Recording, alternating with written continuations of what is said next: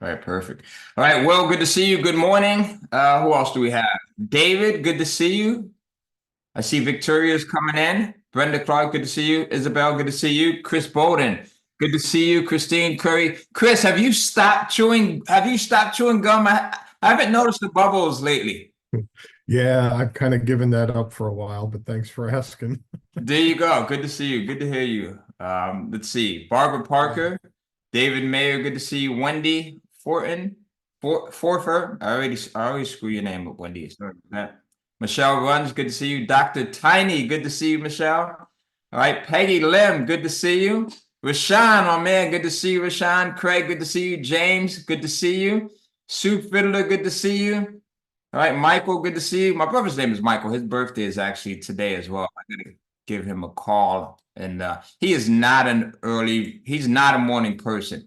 So I was going to call him super early this morning and wish him a happy birthday, but I'm like, that may not make his day. Victoria Hepburn, good to see you. Sarah Bowles, good to see you. James Stokes, my guy, James, good to see you. Dina and everyone else, good to see you. Cynthia, good to see you. Cynthia, I hope you're not too cold out there. I know it got really cold out in your area. So David Peacock, good to see you. Christine Curry, good to see you, Christine. All right. Negative numbers. Yeah, it was insane out there. So it got kind of cold down here in North Carolina. It got to 17 degrees actually this morning and then yesterday. But guess what? Like this week is supposed to warm up. So hopefully for most of the nation, it's supposed to warm up here in the US. And thank you for all of the birthday wishes as well. So this past weekend, I turned 52, January 20th, celebrated my birthday, and I had a great time. I've never been one to do parties and things like that. I leave that to my wife. My wife can she loves celebrating her birthday and everything else. They say opposites attract, right? Like typically the thing that you don't engage in much or don't like, you find that in your partner. So this past weekend, we had a small birthday party here, thanks to my wife, and I had a great time. Like we had amazing people that came by, some of our neighbors, family, friends. We played games. We played like Taboo. We played spades. We played like Jenga. We've got like this huge, giant Jenga, and we played that. Had a really good time. So, and someone had came by and they said, well, actually, my kids said, and you know how your teenagers, right? Your kids, teenagers, they can kind of uh, everything seems old to them, right? Everything seems old to them. You could be 30 and they think you're old, right? So my daughter says, Dad, how does it feel to be 52 now? And I said, it feels freaking fantastic. Like it feels great. It feels incredible. Like I'm so freaking thankful and grateful, and I'm filled with so much gratitude because many of you, if you know my story, you know that at one point, like I wasn't expected to live past the age of 17 because of me having sickle cell anemia, right? I was not expected to live past the age of 17. And then growing up in the environment where I grew up, a lot of my friends died at 15 and 16 and 17 and in their early 20s because of violence and things like that. So I had two different things against me, right? I am extremely happy to be at this age here. And I want to share something with you. This is a quote. You guys know, like we like to open up the Monday morning meetups with a quote. And Caroline is actually okay. She's actually traveling with her daughter right now. So she's going to be back next week. And I think next week after next, I won't be here. So I'll be traveling. But this is a quote from a good friend of mine. This guy's a great guy. So if you see him on Facebook, follow him. His name is Kevin Nations. I think he lives in Las Vegas. He's in Nevada. But one of the best guys you could ever meet. I'm going to get him on as a guest on the MMM as well. So he says our current level, I actually printed this out and I put it on my vision board. He says our current level of play represents our highest level of commitment. Can you guys see that? Our current level of play represents our highest level of commitment. Can you see that? And if someone can, if you could put that in the chat box, and I'll share it with you one more time. Our current level of play represents our highest level of commitment. And when he said this, he kind of casually said this. And I don't know if he understands the impact that it had on me, but it really got me to thinking like where I am right now basically represents the level of commitment that I've had up until this point. Right? Thank you, Rashawn. Thank you, Shannon, and everyone else. Right? So where I am, and this is for all of us, right? And this is a hard one to swallow. This is a hard one to swallow because it places the responsibility on us. Now, and this is not including things that are beyond our circumstances, right? There's some things that are beyond our circumstances. But things that are within our circumstances, if we're going to be honest with ourselves, right? This holds true for most of us. Our current level of play represents our highest level of commitment. And then on here, I had to add something else. There's another quote, and I forget where I got this from. But this one says, congratulations on being exactly where you want to be in life in all areas, health, relationships, happiness, spirituality, financially, and all others. Right? So this one here, congratulations on being exactly where you want to be in life in all areas, health, relationships, happiness, spirituality, financially, and all others. Now, this right here, this top one, for me is future pacing. Because right now, I am not in all areas where I want to be. But it's, do you see how I have this written out? Thank you, Cynthia. I'm future pacing this. I'm speaking it in the way, I have it on my vision board. I have it on my wall so that I see it and I'm speaking it out in the way that I want it to be. Does that make sense? So even if I still have a long way to go with my health. I still have a long way to go with my relationships with you guys. I have a long way to go to get to where I want it to be. And it'll probably never be where I want it to be. My relationships with my wife, with my children, my family, with my friends, with myself, right? My spiritual relationships. I still have a long way to go. But as long as I'm positioning it this way, I know that I'm not there, but I'm better than where I was. Does that make sense? Right? My happiness level. I don't think anyone will ever be at their peak happiness level. But if I'm positioning it this way, this lets me know that I've made progress as opposed to where I was versus where I'm currently at now, right? That's the gap in the game, all right? The gap in the game.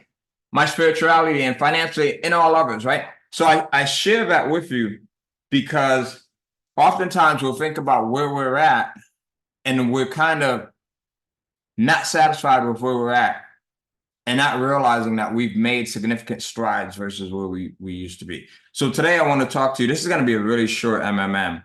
I kind of woke up thinking about this in the middle of the night, probably about 2 o'clock, 3 o'clock last night.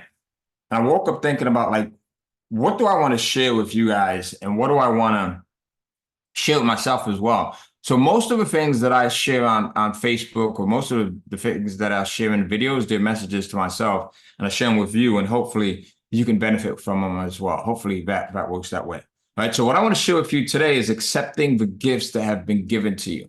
So accepting the gifts that have been given to you. Right. And what does that mean? So accepting the gifts that have been given to you. So many of us have been given gifts, and because so here's some of the birthday cards I got this weekend. I got a ton of cool birthday cards this weekend, right? Some for my daughters, some for my sons, friends. This was a cool one right here. So we get these gifts sometimes, And because the gifts don't look exactly like we think they should be in our head, we kind of negate them. But we're giving gifts and we don't act on them. There's some gifts that you've been given that you're not acting on right now. And the reason why we don't act on them sometimes is because we don't know what direction we should go in. It's not in alignment in how we figured it would look like. It's not coming as soon as we possibly thought that it should come. Or the biggest reason why we don't accept our gifts sometimes is because it is just so big. It's so huge. It is a gift that if we really went in and we applied ourselves, it could really not only change our lives, but it could change the lives of tons of people around us, hundreds of people, thousands of people, tens of thousands, millions of people, tens of millions of individuals. And we get intimidated. We start to think, oh no, this, you know what? This is just too much. I'm not deserving of this. As I had, and we got to be conscious of this, because as I had people coming in and celebrating my birthday, I had people giving me gifts. And naturally, what do you think comes to mind sometimes? What do you think comes to mind as someone's giving you a gift? We try to be humble about it, right?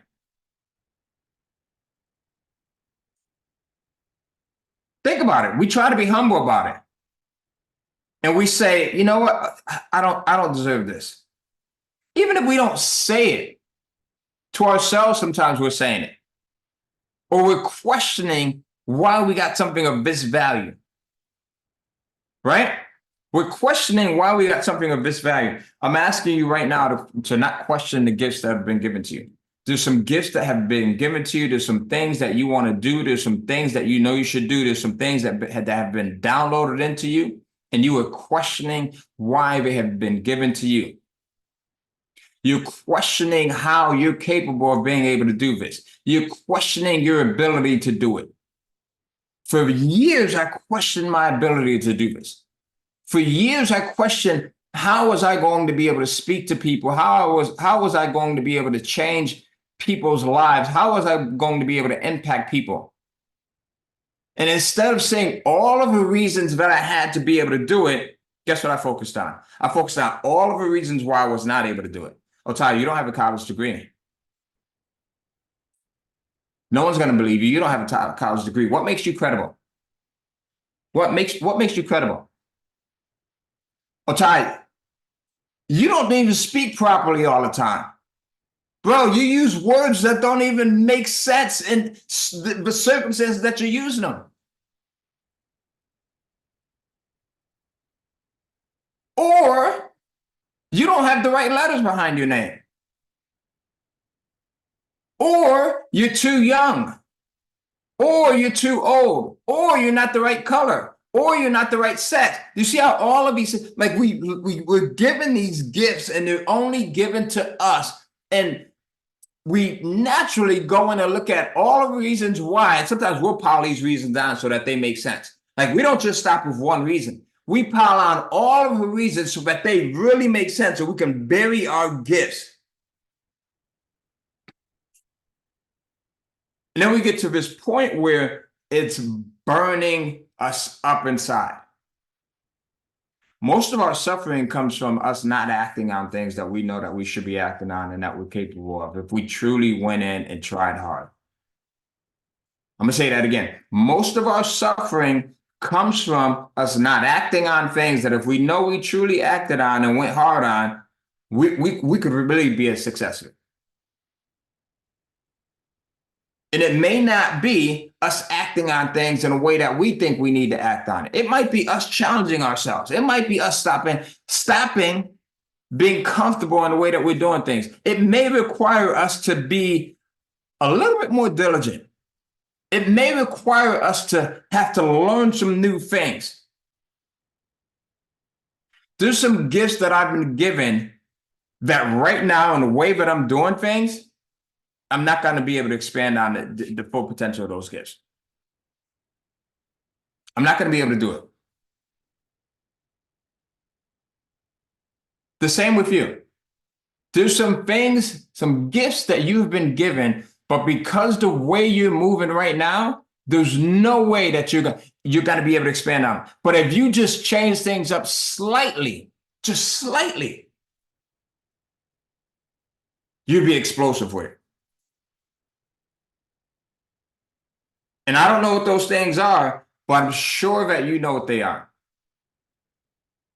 I'm sure you know what they are. Oftentimes we know what they are, but we act like we don't. We'll put it to the side. It's tough, right? We want to hire someone else. We want to have someone else do it. We want it to magically appear for us. It might be learning how to get better and more proficient at YouTube so that you can get your message out there. It may be if you've got a great book that you've written or that you plan on writing. It might be getting better at marketing. It might be adapted. You might have to adapt the personality of the individual that truly loves marketing so that you can get your message out there. You can get this gift that was given to you so that now you can spread the message to more people. But because you're comfortable in doing what it is that you currently do, just being a great writer or being someone that's a good talker, you're not able to get that message out there.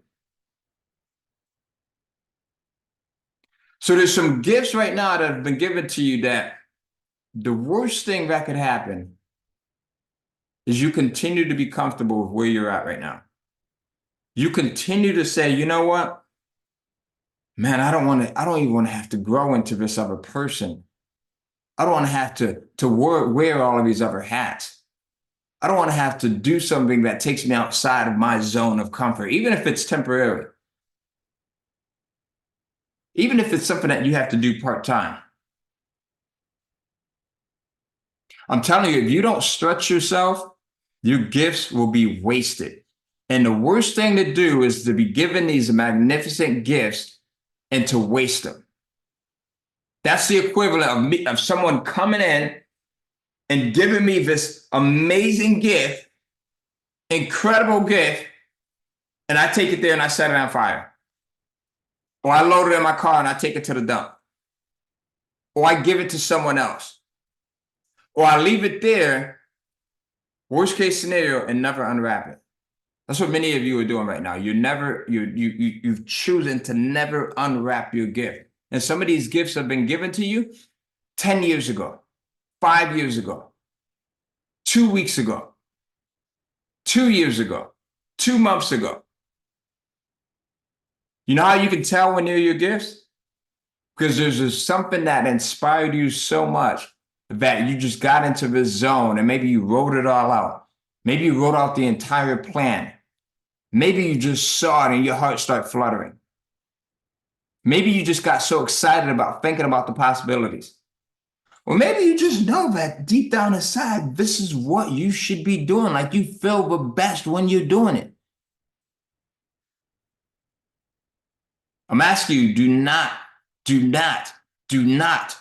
throw away your gift. Do not unravel your gift. Do not unopen your gift. Nobody else was given this gift other than you. There's some people right now that are doing the thing that you want to do, and you're looking at them on the sidelines, and you think that they're good at doing it.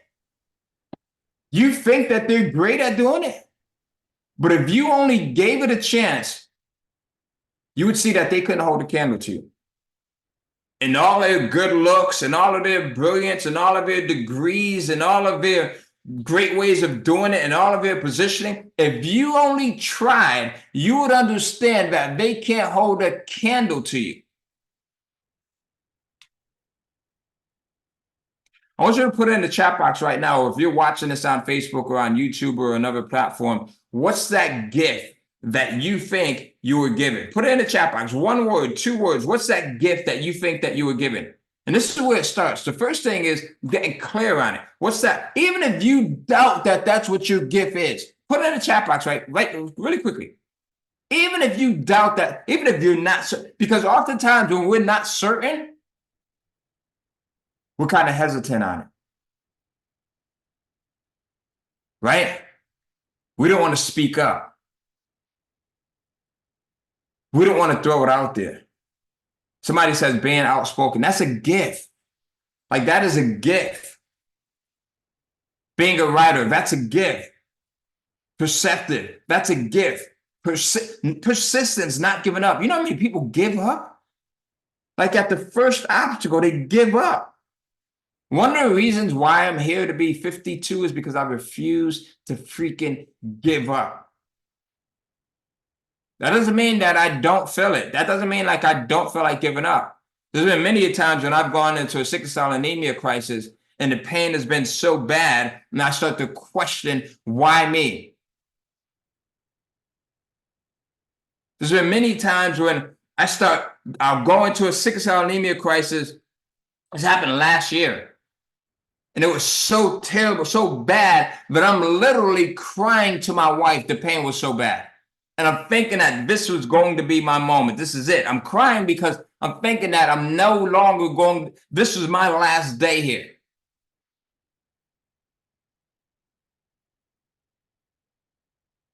And then I had to start shaking. You guys ever watch The Incredible Hulk? You ever see him? He starts shaking, and when he's about to transform, he starts shaking, and something is different about him, right? So we'll have these moments where we have these pity parties, but then you have to start realizing, I had to realize that no, this is not me, no. And I had to continue to push forward. Someone says one of my gifts is tenacity, never giving up, right? The gift of speaking, the gift of writing, the gift of interpretation of prophecy. I'm creating a video game to help bring people together. That's a gift, Aaron. Thank you. My open mind and my writing ability. Do you see how someone said being open-minded? Someone says speaking up. To someone else, that might look like a liability. To you, that's your gift. Like, that's your gift. And oftentimes we'll let people come in and they'll see something that may not be a gift to them, or it may not be something that looks good to them. And because they have this one negative approach at looking at it, or they might say this one negative thing about it, and now it gets us to question our gifts. Victoria says, showing people new possibilities is my gift. Now imagine, Victoria, if you could take that and you could share that with millions of people. Imagine being able to share that with millions of people. Imagine taking your gift and being able to share it with tens of millions of people, right? Imagine taking your gift and being able to share it with 20 people whose lives have been impacted.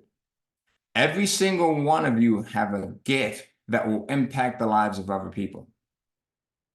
And it starts with you getting comfortable to a point where you first recognize that this is my gift, if I'm not doing everything that I should to unwrap it.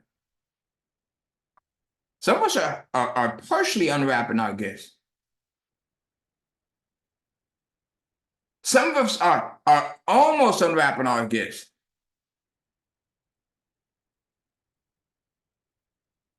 But very few of us fully take the wrapping paper off of our gifts, open them up, put them on the shelf, and enjoy it. And then not only enjoy it for ourselves, but let other people come in and enjoy it as well. Like these gifts that you have, look, this is today as of the day that I'm doing this, as I said, it's my brother Michael Cohen's birthday. It's January 22nd. We're 22 years into the new year. Some of you will be watching this video 30, did I say 22 years? 22 days into the new year. Some of you will be watching this 30 days into the new year. 60, 70, 200. 366, 64, right? And those same New Year's resolutions have yet to be acted on, some of which are your gift. And your gift doesn't always have to, your gift could be in the form of you coming in and transforming your body. And because you've made the decision to eat better, to maybe be more conscious of your physical fitness, to transforming your body, your physical body, your outer body, now you've inspired other people to do it as well. Now you've inspired other people who probably thought that they couldn't do it. But because they saw you do it, there's some people who didn't think that they could live to the age of 30 or 40 or 50 with sickle cell anemia. But because I made that decision that I'm going to be the oldest, the healthiest, the most independent, financially free, good looking individual with sickle cell anemia walking this earth, because I made that decision, I've been able to inspire other people, people that are in their 20s, people that are in their 30s, 40s, that never thought that they would get to see 50 years old. Because of you making that decision to act on your gifts. You know what I'm saying? Gifts, plural. There's other people that'll make the decision as well. There's other people. I made a decision that when I get to be 50 years old, when I get to be 40 years old, I'm not going to be complaining about some of the things that I saw 40-year-olds and 50-year-olds complaining about. Some of the things that we instinctively start to take on as personality traits. Right? I'm asking you to act on your gift. There's some things that I need to see you act on. There's some things that I need to see you be more brilliant at. There's some things that I need you to be more successful at. There's some things that I need you to start taking more serious. There's some things that I need you to be more visible in. And it's not an easy thing. It is a fearful, frightening thing. To become that new person that's going to be required of you to fully embrace your gifts. It is a metamorphosis that we continue to go through. Because guess what happens? When you get around to familiar situations, meaning familiar environments or familiar people, you morph back into the person that you used to be and the person that they expect you to be. To a degree, sometimes. It may be our parents. Who here has ever done that? You get back around your parents and you start talking away.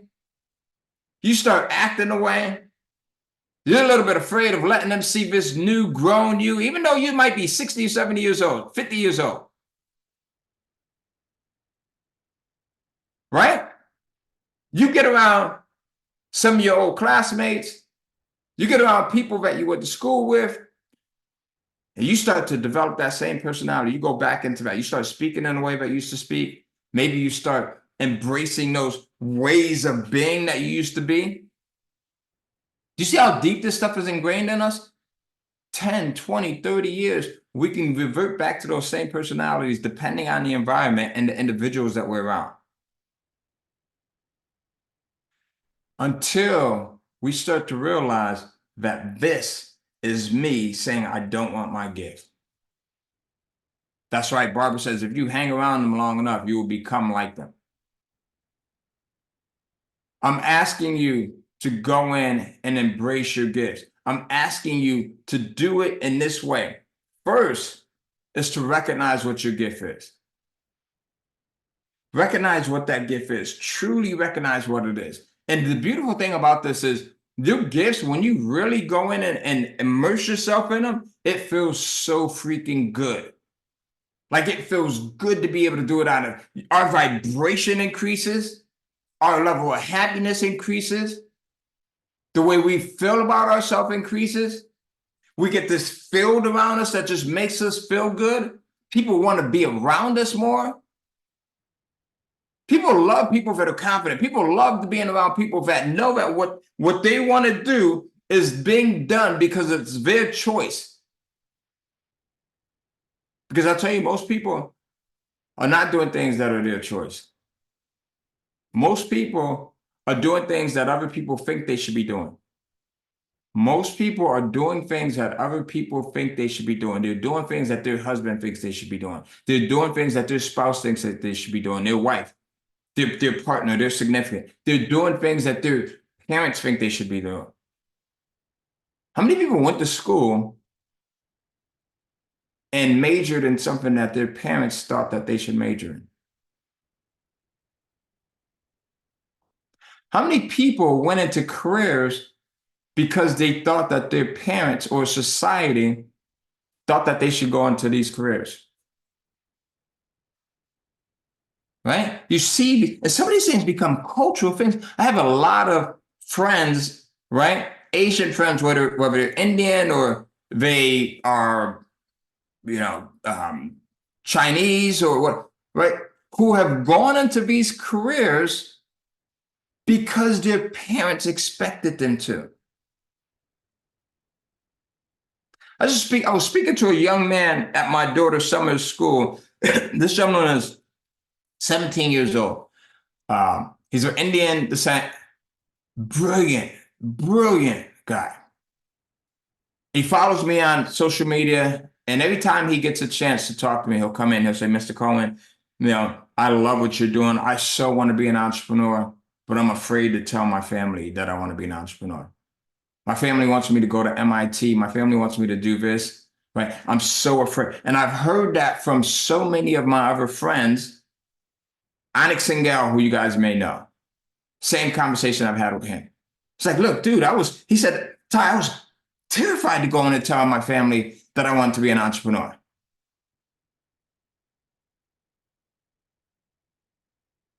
He says they wanted me to become a doctor. And yes, I probably would have been well at being a doctor. I would have done well, but I would not have been happy in a way that I'm happy now being an entrepreneur. There's some things that because society says the way that you look, the gender that you are, the way that the area you came up in, the degree that you have, the economic background that you came from, the color of your skin, your sexual preference says that you should be put in this box. You should be labeled as this. And when we start to fall for this group think, guess what? It makes it even harder for us to open up our gifts. It makes it even harder for us to really embrace who we should be. When you get to a point where you embrace your gift and you go even harder, all of the ways will be shown to you, and it will be shown to you in ways that you could not even believe that were possible. All it requires is you stepping out on faith. All it requires is you taking that leap. And then when you get uncertain and you don't see the next step, you're not backing out and say, okay, see, I knew this wasn't for me. I knew I shouldn't take this chance. It requires you having this level of sticking with it until it pushes through, until you start seeing some change, until you start seeing these small signs. The signs are all around us, but we don't start seeing them until we start to be open to paying attention. So I'm asking you, be open to paying attention to the signs, embrace your gifts, think about those gifts, do the things that are required of you to really be able to push forward on those gifts. And it's going to require some work. It's going to require us to change our habits. And when we act on those small gifts that are given to us, because right now, the gifts that are given to you, the gifts that you have not acted on, they're small gifts. You can't even see the ones that are way beyond that. You can't even see the bigger gifts. Because right now we're being tested to act on the small gifts. And our small gifts, we think that these things are so huge, but they're nowhere in comparison to the real gifts that will be given to us. Right? The small gifts, when we start to act on these things, will expose the huge gifts. And those huge gifts will open up in a way that you can't even imagine right now. But it starts by you first being okay with opening the small gifts, right? We're giving these gifts to see if we're going to act lazy on them or not. That's it. We're giving these gifts in a small way first to see if we're going to be lazy on them. And being lazy, look, right now, I've been given some gifts where it's working to a degree. But God's like, dude, I've given you these gifts and you're so comfortable with just operating them in the way that you've been doing all these years. You're so comfortable with just speaking maybe to a camera. You're so comfortable with talking to a small group of people. You're so comfortable with doing it in a way that you want. And I'm asking you to stop being lazy. And if you stop being lazy, the potential for what you could achieve is far beyond your imagination. But right now, you're so comfortable with going on Zoom and just opening up a Zoom call and that's it. You're so comfortable with doing these 3-day virtual events and reaching a certain amount of people. That's it. You're so comfortable in teaching what it is that you know to this degree, and that's it.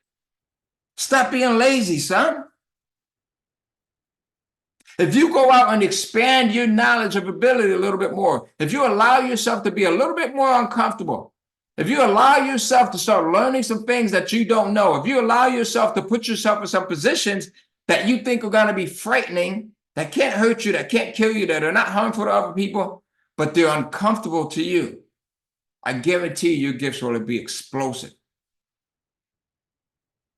But you're being lazy, you're being comfortable in the way which you know things right now. I'm asking you guys, I'm going to close out on this, all right? And in the comments right now, if you are going to move forward with me, there's some things that I'm going to do this year, starting today,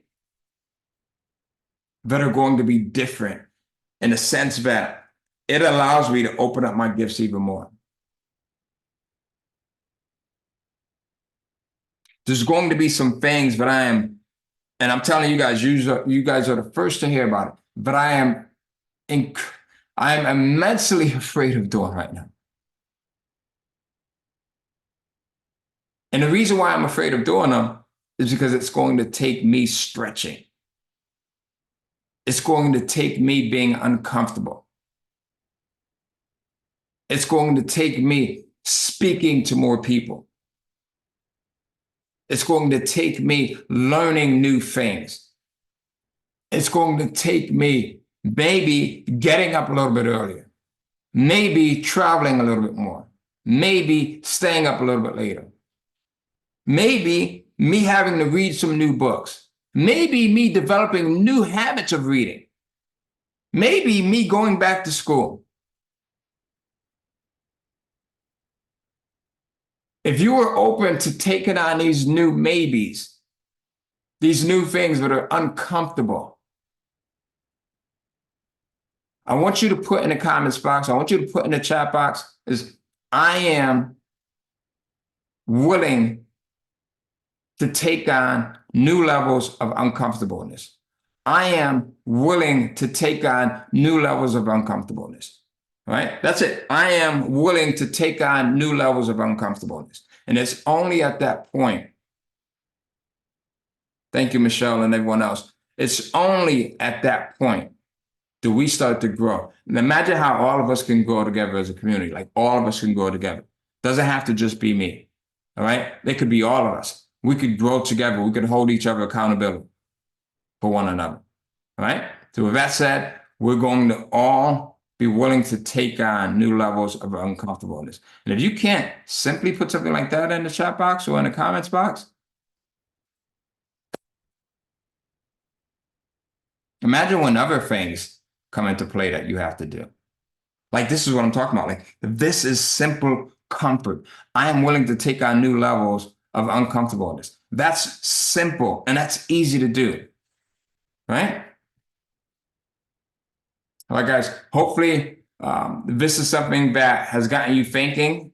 Hopefully this is something that has gotten you to a point where you're recognizing your gifts and you're willing to really go out there and inspire people and motivate people. And most importantly, open yourself up to reaching these new levels. This is our year. It's not just my year. It's not just Caroline's year. It's not just your year. This is our year. Let's get uncomfortable. All right.